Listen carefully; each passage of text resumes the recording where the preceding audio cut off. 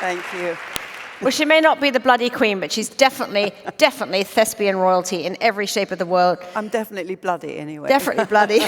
Celebrated Shakespearean actor, well over 100 films and plays, 1 Oscar, 4 Emmys, 4 BAFTAs, 3 Golden Globes, and some of the greatest female characters that we've ever delighted by. I mean, who can forget Chief Inspector Jane Tennyson? Yes, poor old Prime Jane. suspect. Queen Charlotte, Madness of King George, Sophia Tolstoy from The Last Station, and of course, both Elizabeths, the first on screen and the second, the audience, which is currently getting absolute critical raves on Broadway. And of course, she's also got a new movie out, The Woman in Gold, which is winning huge accolades too, where she plays the wonderful patrician German, Maria Altmann. Yes, Austrian. Austrian, Yes, sorry. Austrians get quite cross at being called Germans, I think. So no wonder that the Queen ennobled you, Helen, and made you a dame. I think at this point that Helen would rather like just to play, the Queen would just like to play Helen Mirren. But let's start with the Queen, Her Madge, because, you know, we do love her. As we call her in Britain. As we call her Her Madge. I mean, yes. You've inhabited her now in these 2 hugely admired pieces, you know, the movie The Queen and the audience on Broadway. What is the empathy now that you feel with her? Because you have really become her now.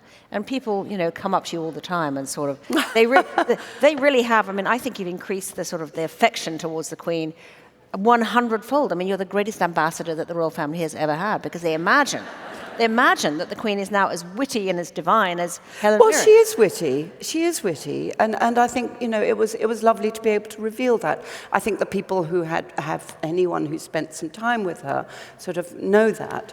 But I think for me, you know, I am an Elizabethan. I'm a member of the Elizabethan age. It's very interesting that of all the women in my life, the one constant, apart from my sister, my elder sister, the only other constant woman in my life has been the Queen of England, because she was, you know, she was there. She was in her 20s. She became queen when I was about 6 or 7, 5 or 6 or 7. I can't remember exactly. But you know, my whole memory of my life, the Queen has been there. I'm a true member of the Elizabethan age. But for most of that time, it was a bit like sort of Big Ben, you know. It was there, I knew it was there, but I never really thought about it or how it worked or anything. And so doing the film, I had to start investigating who this person, this iconic, symbolic person was. And I very quickly sort of realized that the person I had to find was the person who she was before any of that fell upon her.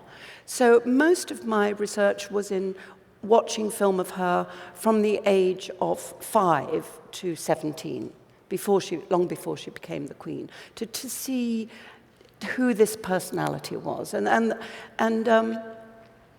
that was what I tried to reflect in my... Was there any footage that you saw that particularly sort of made you feel an aha moment about her personality? Yes, absolutely. There's a moment, I think she's about 12. She's very young still. I think she's still in socks, you know, and those neat little coats.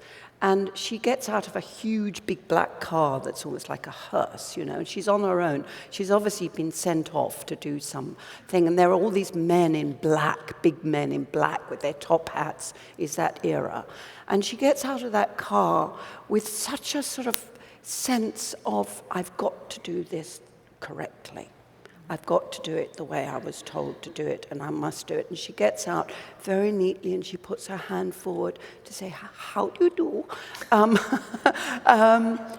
it's so sweet. And I just watched that bit of film over and over again, because I felt that somehow was telling me something deep about her personality, about the reality of her as a person. Did you experience her as a lonely person, in the sense that No. that royalty is a very lonely predicament?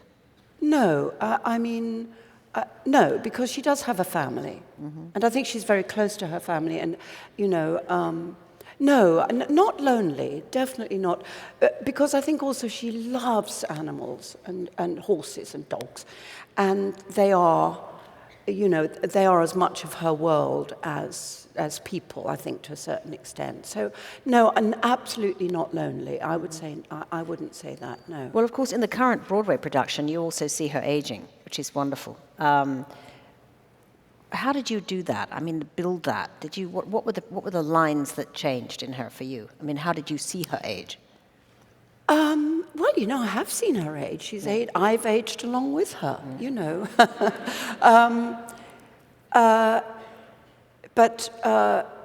Interestingly, it's interesting how all of our voices have changed. And it was so interesting watching the piece before us about India's daughter, talking about, because I think what Leslie was saying is very true. It's so much to do with our society, our culture, what we all think, you know, as a group, all of us, informs then what individuals think, and we must all take responsibility for that. But it's extraordinary how that changes. And that's one of the great pleasures, incidentally, of getting older, is that you see change, and it's so exciting to see that happen. But anyway, to go back to the Queen, it's amazing how her voice has changed, as mine has, actually. You were talking about the Parkinson piece, which I don't know if you're going to show or not. But, you know, my voice then is so different from how it is now. And we all change incrementally, and our thinking changes incrementally. And we don't sort of realize how much it's changed until we suddenly go back. You know, it's extraordinary that only, let's say 20 years ago, it was pretty inconceivable that a black man could become president of the United States. It was kind of inconceivable. When my mum told me when she was growing up, it was inconceivable that a woman could read the news, because it was said that women's voices didn't carry sufficient authority. And that was accepted knowledge out there, and everybody would have agreed, men and women. Oh yes, of course women can't read the news. You know, their voices are too high. Because they all talk like that, don't they? Well, that of course is an irresistible cue to the interview that you mentioned. It was about, 30, 40 years ago now, this interview. There's an interview on BBC television, which is just an absolute classic that I stumbled on the web recently, in which Helen is being interviewed by the Charlie Rose of his time, Michael Parkinson. Shall we just throw to that video The David now? Letterman of his time. Because, all right. It's pretty juicy, so let's watch. Guests tonight include Lord Boothby and Miss Mai Zetterling. But first, one of our rising stars of the theatre, a member of the Royal Shakespeare Company, once described as the sex queen of that company.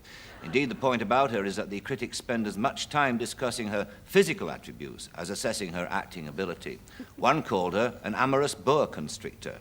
Others have called her sensual, graceful, and the final accolade, and I quote, "She's especially telling in projecting sluttish eroticism." She is Miss Helen Mirren.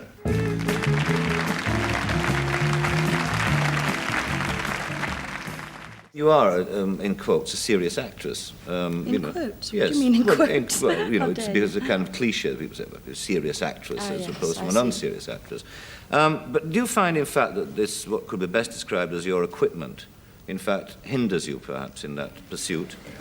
I'd like you to explain what you mean by my equipment in Well, people watching... great detail. Well, your physical attributes. You mean my fingers? No, I meant your... Come on, spit it out. I meant your figure. My figure? Sorry, what was the beginning of the question? I've forgotten. The question was, do you find that your figure, your physical attributes, which people always go on about, hinder you in your pursuit of the ambition of being a successful actress? A successful or and a serious actress, because serious actresses can't have big bosoms. Is that what you mean? Well, I think that they might sort of detract from the performance, if you know what I mean. Really? I can't think that can necessarily be true. I mean, what a crummy performance if people are obsessed with the size of your bosom or anything else. Evan, listen. You see, times change. Yes, when you think that no progress has been made, you just have to watch that video. I mean, the way he kept on about, you know, your equipment. So, I mean, how how do you feel looking at that now? I mean, this young, sprightly actress who's actually dealing with it so well and wittily, I think. I mean, what do you feel I was when you look at amazed it? with myself. It was the first chat show I'd ever done. I was so nervous before. My heart was pounding. I felt ill. And looking at it, I thought, wow, actually, I wasn't too bad. It was okay. But yes, as I say, it's at the time, absolutely no one expressed any surprise or horror at that particular sort of line of questioning. And actually, to this day, you probably get a version of that. The worst version of that, honestly, is often being interviewed by female journalists who insist on going on and on and on about plastic surgery, which is a different version, in a way, of the same thing, So, it's absolutely true. But so as a woman who has been forged such an independent path, I mean, your career is amazing because, you've had these wonderful cycles of success, first as a Shakespearean actress, and then you had this kind of late bloom, in a sense, with this great screen breakthrough with Jane Tennyson, which was when you were in your 40s, late 40s, yes, right? yes. You've aged probably better than almost any actor I can think of, in the sense that you keep finding wonderful new roles to kind of reinvent you. Well, I don't find them. I was just incredibly lucky that they sort of kind of fell in my lap, and I grabbed them with both hands and sort of ran with them. But, in my job, you are very much, you're permanently unemployed, really. You're always looking at the end of employment in one way or another. Well, Inspector Tennyson was a real breakthrough for television, because I don't think we'd ever seen, until you did Jane Tennyson, anybody that kind of raw and that authentic. And in fact, so many of the new TV series that are coming out, really, you can see the homage, in a sense, to Jane Tennyson. How much of you was in her? I think more and more came into it. Was it's a brilliant character conceived by Linda LaPlante in the first place, and then as it developed over the years, I became involved in the choice of writers and the choice of directors, so I became very involved in it. So I guess creatively it became a part of me. But she was never me. It was always like an old friend. When you haven't seen an old friend for 15 years or something, you see them and it's just suddenly like you haven't, the time, you only saw them 3 hours ago, the feeling is. And it always felt like that a bit with Jane Tennyson. She was like sort of a very good friend. Mm-hmm. And she was actually modelled on a real cop. She was modelled on a real cop, but the real cop was quite different. She was gay, and she was overtly gay. She was, completely declared gay. She always said, I always let all the police know that I'm gay, because then they can't accuse me of fucking my way to the top. So she was that kind of policewoman. Oh, she sounds great. I'd like to see round 2 where we do the real great. Jane Tennyson. She sounds incredible. So then, of course, you got married very late. You were not married, in fact, till you were 50. Yes, but I was in a relationship with my husband long before that, yes. So what took you so long? I didn't like the idea of marriage. I didn't feel the need to be married. I was brought up, and I do think this is the most important thing to teach our daughters, is to gain financial independence. Yeah. And the great tragedy, again, about India's daughter was, here was a girl who was trying to find her way to financial independence in one of the most noble professions. So once you're financially independent, it gives you the freedom. And it doesn't have to be a lot of money, but financially independent, you're paying your own way. And I was very lucky. I was brought up like that. And in a sense, that's been the driving force of my life. So I didn't ever feel I needed to be married. But actually, I love being married now. I love it. Because the great thing about marriage is it creates a tribe. Your little family becomes a tribe, doesn't it? And there is something very fundamental in human behavior that I think gravitates towards tribes. We want to belong to each other, and there is that nice feeling of belonging, which is very nice, I have to say. Well, there's been a lot of discontent amongst actors recently. You know, I recently interviewed Amy Pascal, the former head of Sony, and she has had a tremendous amount of flack because in the leaked emails, Yes, right. it talked about, it revealed that in fact most of the women who were acting in movies were getting less well paid than men. Oh, that's been well known for a long time. Oh, yes. Well, it wasn't public. I mean, this was chapter and verse and clear that women were being less well paid. Well, I think what are you thinking? Is that kind of sort of constant fighting to just get parity been something that's been very much part of your career or not? Forget parity. Parity. No, I mean, it just even get half as much. The film industry is unlike most industries because it is dependent upon so-called box office. Who is going to get the people into the cinema? It has been traditionally driven by the young male, 15 to 25, 27-year-old male, has traditionally been the driving force of box office in movies. And, you know, it's an industry. It's an industry that invests a huge amount of money and needs to get that money back. So they understandably, they go, well, how do we get the money back? Oh, I know. You know, we hit that audience. Of course, the other amazing thing about the film industry is they're constantly finding new audiences, ones that they'd forgotten about. They forgot about children for a long time. Then they forgot about teenage girls. And then they forgot about older people, and they're just rediscovering the older audience. So they're constantly finding new audiences. But the main sort of driving force, I think, is still the 18 to 25-year-old. And I think it's very interesting. As far as I remember, I read this somewhere, you know, if a young couple are going out on a date, you know, the boy won't go to see the movie the girl wants to see.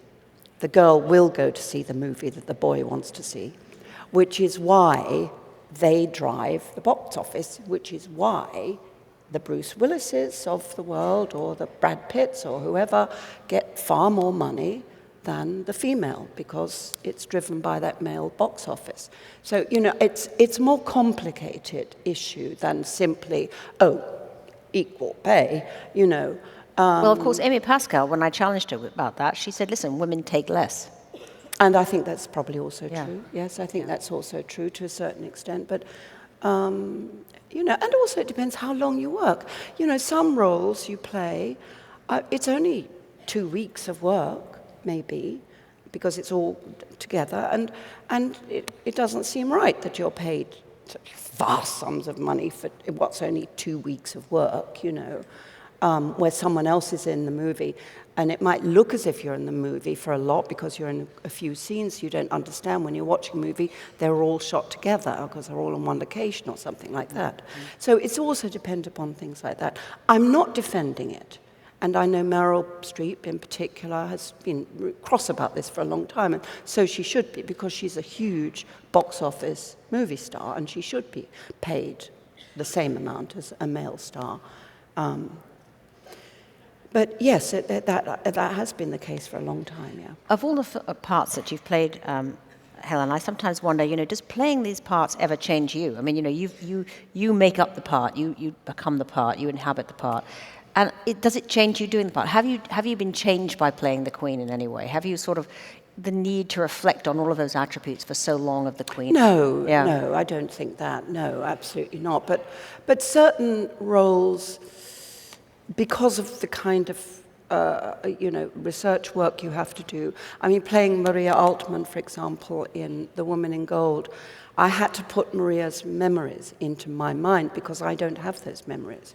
So in order to do that, I had to go back again, because I have looked at it before, but back to the material about the Holocaust, read about how this monstrosity appeared in the world not so long ago. That's the terrifying thing, isn't it? And it is happening today in the world as well, as we know, in Iraq and Syria. People, as we speak, are being thrown out of their homes, their property being desecrated or taken away.